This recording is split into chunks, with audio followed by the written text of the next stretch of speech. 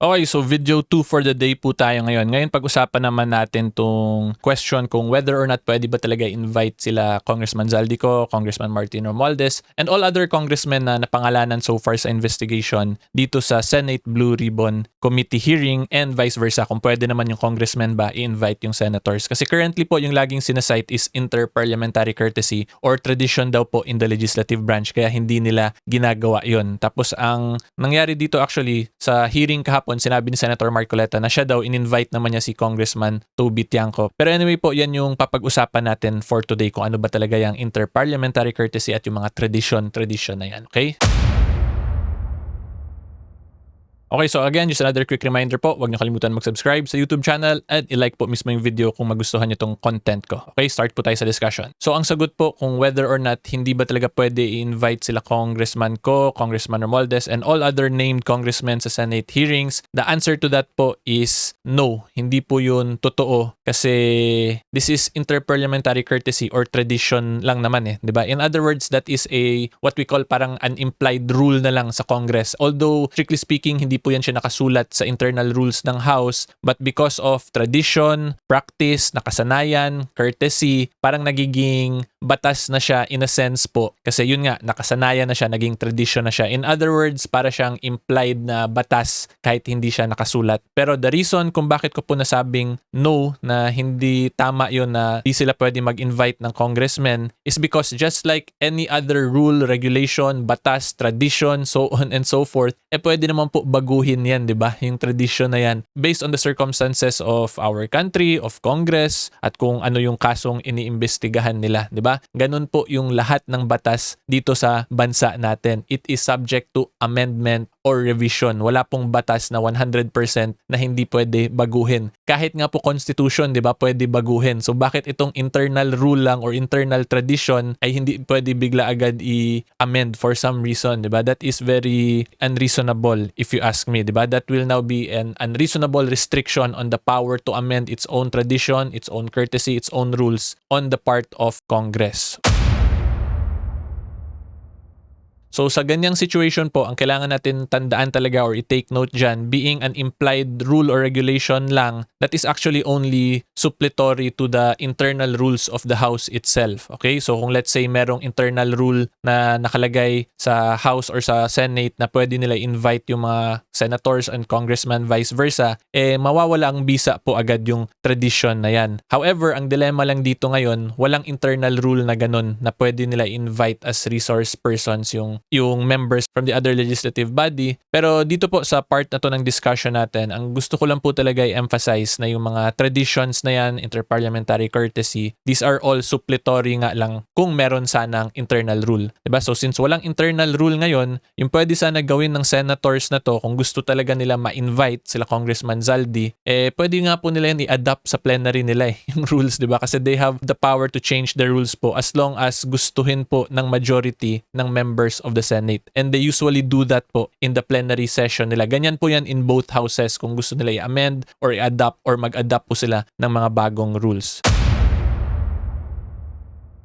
And yung isa pa pong actually kailangan natin tandaan nga dito, di ba it has already been consistently held by the Supreme Court na each Congress is different from the other, di ba? Meaning the present Congress is different from the past and from future Congresses, di ba? Therefore, yung present Congress is not bounded by the actions or the traditions of past Congresses. Kasi yun nga po, ang bawat Kongreso ng Republika ng Pilipinas ay magkaiba every time nagkakaroon ng election. Okay? Yan lang din po yung gusto ko i-emphasize kasi masyado nilang pinupukpok tong interparliamentary courtesy or yung tradition para hindi po gawin yung mga iilang bagay na kung ako po tatanungin, which is supposedly beneficial sana sa ating lahat na taong bayan kasi this is a massive corruption issue or a massive corruption scandal na iniimbestigahan nila. Therefore, yung mga courtesy na yan, yung mga tradition na yan, kung ako lang po tatanungin, my humble and very respectful opinion is dapat baguhin na po yung tradition na yan kasi it would now appear in the eyes of a reasonable taong bayan na kaya nyo yan ini-implement strictly yung mga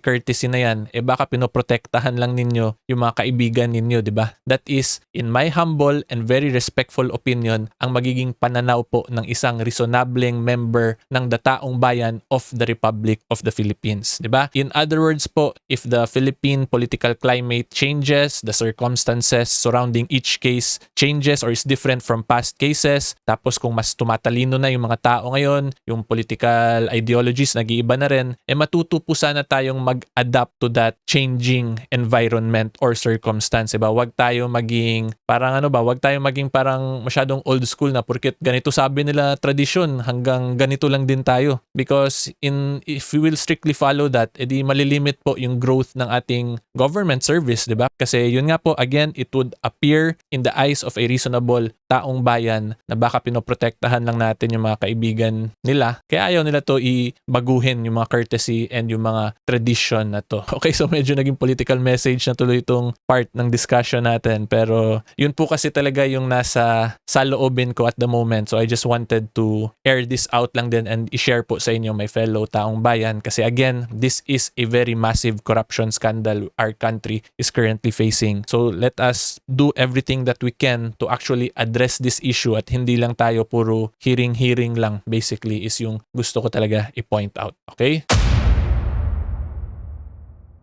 Okay, so ngayon bigyan ko po kayo ng example ng isang tradition na binago namin during the 17th Congress on July 25, 2016. So hindi po makapaniwala, that was already 9 years ago po pala. So just a brief backstory po. Before this session, I was part of this Congress po, 17th Congress. Before this session, ang pinaka-common practice po ng House of Representatives before is that magno-nominate sila ng dalawang candidates for speaker, dalawa. Tapos yung matalo dun sa botohan ng speakership, automatically magiging minority leader yun siya. Which is yun pa rin po yung nangyayari ngayon sa Senate, 'di ba? Kung sino yung talo, kung dalawa yung nominate, kung sino yung talo, automatic siya yung minority leader. So for past congresses po, 16th Congress pababa, more or less sa tingin ko sa lahat talaga ng Congress, 16th Congress pababa, yun yung naging kasanayan ng House of Representatives. Pero dito po, during the 17th Congress, we decided po yung mga gusto maging member ng minority to change that tradition. Kasi kung titingnan po ninyo strictly speaking sa rules namin nung panahon na to, nakalagay po doon, ang members of the minority will elect a minority leader among themselves. Yun po yung nakalagay sa rules. Therefore, yun yung naging argument namin. Since nakalagay po yun sa rules, yung tradition nga po is only supplementary to internal rules, di dapat masundin yung internal rule namin na magkaroon ng election din ng minority leader from the members of the minority. Okay, so anyway, ipe-play ko po to sa inyo kasi kung hindi po ako nagkakamali dito sa lahat ng sinabi ko, more or less po ako yung pinakaunang nag-abstain sa history ng Congress para magkaroon ng election ng minority leader. Okay, so kung meron pong mga staff ng House of Representatives na nanonood sa akin, feel free to correct me po, pero yun nga po, as far as I know, based on everything what we discussed during these times, yun lang, ito po yung start ng binago namin yung tradition na yun. So kung totoo nga yun, mukhang ako yung pinakaunang nag-abstain sa pagboto ng speakership para magkaroon po ng election ng minority leader. Anyway, i-play ko na po yung video na pahaba na po masyado yung intro ko regarding this. Fast forward lang po natin konti para hindi masyado sayang oras.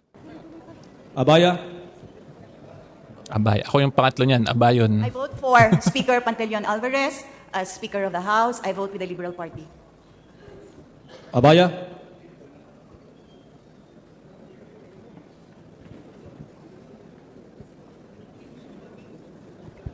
I vote for the Honorable Bebot Alvarez.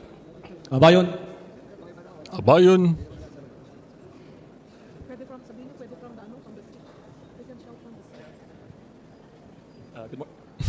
Good morning, everyone. I choose to abstain. Thank you. Now that I think about it, medyo natatawa ako. Pero anyway po, going back to the topic, yun yung sinasabi ko na each Congress is not bounded by the traditions or practices of past Congress. Like what I already explained, di ba, for the longest time, yung tradition nito is yung second automatic minority leader. Pero during this time, we decided to change it. Kaming mga gusto mag-minority. So ako yung pangatlong tinawag, Abayon, and I chose to abstain, yung sabi ko doon. Di ba? So in other words, ang point ko lang po, kung gugustuhin sana talaga, kaya naman na baguhin yung mga tradition na yan or yung mga interparliamentary courtesy policy na yan. Kasi yun nga po, again, this is a very big corruption scandal we are facing. So let us do everything that we can. Well, sila po pala, yung mga senators natin, yung mga public servants natin, they should do everything that they can to truly solve this issue. Hindi yung puro lang tayo investigation, hearing. In other words, wag lang sana tayo puro grandstanding ba? Kasi kawawa magiging repeating cycle lang to Pero anyway po, hopefully na-gets nyo yung gusto kong i-point out dito na each Congress is not bounded by the actions of the past. Each Congress has a mind of its own, has a personality of its own. Therefore, they can create their own internal rules and they can also start their own traditions if they want to. Okay? And magbigay pa po ako ng isang example tungkol sa tradition. During our time back then, dun sa 17th Congress, meron din pong tradition na hindi na questionin yung office of the Vice President. Si Vice President Leni Robredo pa po yun, yung VP natin that time. And yun nga, yung nangyari talaga during that time. I believe mga 1 minute, 5 minute, approve agad yung budget ni VP Leni back then kasi we respected that interparliamentary courtesy and tradition to not question yung mga higher position po sa mga co-equal branches. Diba? So yun yung ginawa namin during the 17th Congress. Pero I believe it was in the 19th and 20th Congress when they started questioning yung kay OVP, which is si Vice President Sara Duterte na po, yung Vice President. Kaya nga nagkaroon nung yung memes na Shimenet, 'di ba? Doon po nag-start 'yun. So from there po makita natin kung gugustuhin po sana talaga ng Congress, they can change that tradition or interparliamentary courtesy practices. Kasi during our time, hindi naman kina-question yung OVP, pero sa 19th, 20th, they started questioning already the office of the Vice President. So again, I would just like to reiterate, kung gugustuhin sana talaga, pwede naman yan gawan ng paraan. And hopefully lang magbago yung ihip ng hangin or yung isip dito ni Senator Ping. Kasi sa tingin ko naman po, matinong tao naman si Senator Ping, di ba? He has been in public service for the longest time. He was a anti-pork barrel advocate. So ito na sana yung best example na talagang ipakita niya na wala siyang sinasanto kahit pa congressman or senator yan. Basta masolusyonan lang yung mga corruption issues sa bansa natin. Okay, pero anyway, hanggang dyan lang po yung discussion natin. Hopefully klaro po yun. If you like more legal educational videos, current events, subscribe lang po kayo sa channel ko. And until next time, see you all po. Bye-bye! Happy weekend, taong bayan. Bye-bye!